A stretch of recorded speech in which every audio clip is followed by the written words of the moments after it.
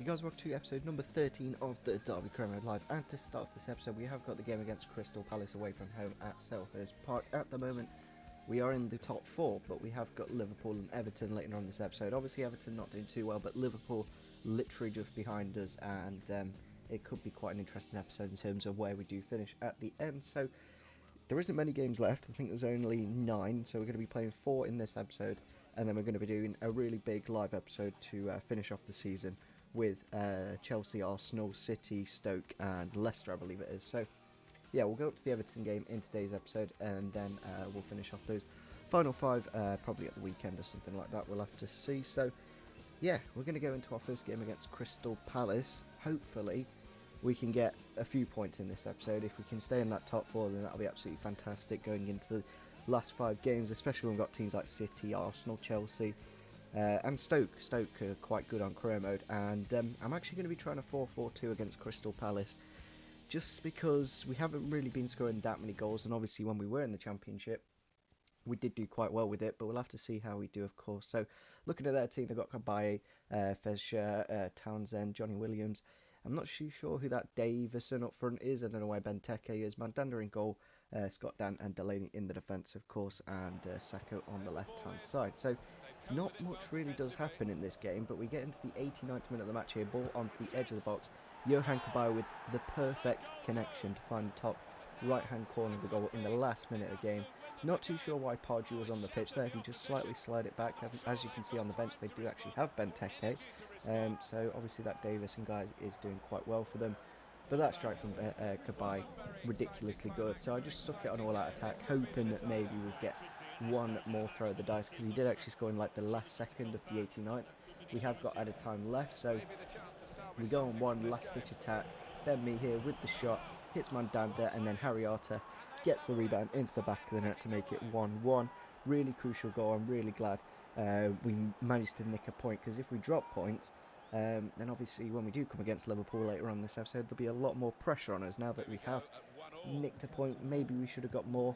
I don't know, maybe we got a little bit lucky, so I don't think the 4-4-2 is really the formation we should be looking at, because I'd say Crystal Palace were probably the better team in that game.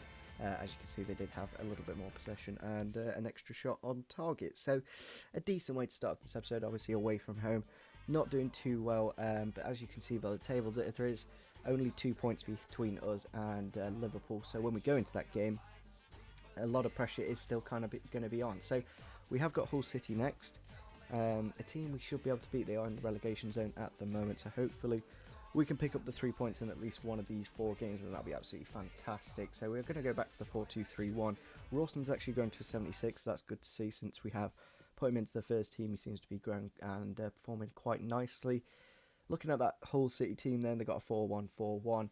Not many players new. Obviously there's Ayoub and Hogg and Lafont in goal. That was actually quite a surprising signing for Hull. Quite a young, good goalkeeper for them, of course. But as you can see here, Deeney cutting past the man, cuts inside and finds that bottom left-hand corner to make it 1-0 in the game. Something that Deeney really hasn't done enough for us since signing in January. Obviously he was injured for a month, which didn't exactly help his consistency, but a nice finish from Deeney to make it 1-0 in the game quite early on, I think in the first 25 minutes. 7th goal this season, and hopefully more can come. So we get into the 62nd minute in the second half here. Nice bit of passing play out wide to Oliver Burke here with the shot just off the bench. Lafont with a really good save, but Mathieu Vigil with the volley to make it into a double the lead to make it 2-0, and of course get us into a comfortable position in the game. I'm glad he's scored a goal there, because he's kind of struggled as well. Like, none of our strikers have been that consistent, and we've really struggled to score this season. Defensively doing quite well, it's just getting those goals. But as you can see here, nice through ball for Vidra, makes it 3-0 and manages to get through and gets the 3 points. It was quite an easy game, to be fair, from Hull. I don't think they did really have any attacks. A good run for Vidra, of course, there, showing his pace, going through the defence, and not much Lafont can do in the end. So there we go, final whistle, and we do get the 3 points. Of course, as you can see here, Hull City, only 1 shot on target. Can't even remember when that shot happened, to be frankly honest, so not exactly the best performances from them. And as you can see there, Joshua King has grown to a 76, and Will Hughes is very close to a 81. So if we can get him to that 81, 82 by the start of the next season, then that'd be absolutely fantastic. So into our biggest game of this episode against Liverpool at Anfield. It's going to be a great atmosphere, of course. As you can see, only 2 points between us, so we really don't want to lose this game if we are going to stay in the top 4, because obviously if we do drop those points, we could always go all the way down to 6th, as Tottenham can win and go above us as well. So looking at their team, Sturridge, Coutinho and Markovic up front, Henderson, Lucas Leiva, Emre Can, Lovren, Matip, Klein, Moreno and Karius in goal. So 70th minute here, not much really did happen in this first half, but Markovic finding the ball into the box, and apparently this is a penalty. I was going mental at the time. I was like, really? Is this a penalty? Let's just have a quick look at this. Rawson goes up for the header. It wasn't actually that first player who went off. It's Wijnaldum who falls into our player and apparently wins a penalty. So I'm really not too sure how that was a penalty. Almost saves it there, Pickford with his foot. But yeah, he just goes down the middle and makes it 1-0 to Liverpool with 20 minutes to go. So obviously we had to stick it on. Pretty much ultra attacking, all out attack.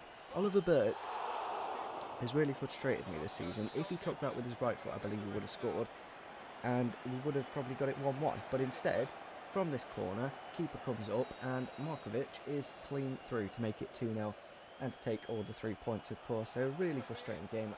In a way, I kind of don't want the goalkeeper to go up, because if you did actually watch that corner, it went straight down the keeper's throat, but he didn't jump. He just stood there. He's literally just somebody to mark. That's all the keeper is on when he goes up for the corners, and it's kind of pointless. Like, I want him to actually be jumping. He's one of the tallest players on the pitch, but that time just did nothing. And of course, not the best, because now we're probably going to be dropping down to 5th, maybe even 6th. At the moment, we are 5th in the table, but obviously if we drop more points against Everton, then we can drop even lower. So definitely need to make sure we do continue our performance. We have actually got only 9 losses for a newly promoted team.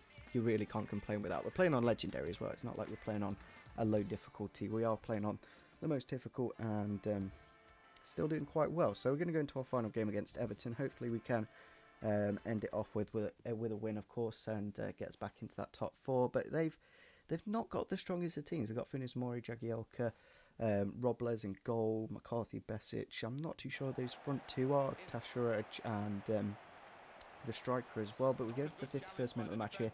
Matthew Vidra, a nice bit of dribbling, eventually cuts past Funes Mori, cuts inside, finesses it into the top right hand corner, makes it 1-0. A very good start for us there. Definitely what we needed into that second half, because in the first half very poor, but going into the second half we did seem to improve quite nicely. And yeah, it's nice to see Vidra getting a few goals in this episode. I think that's his 3rd. As you can see here, Everton do reply.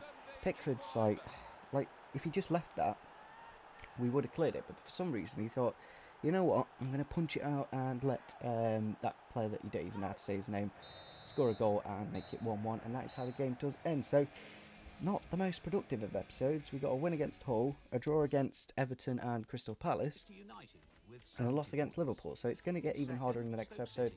Chelsea, Arsenal, City and Stoke City and Leicester.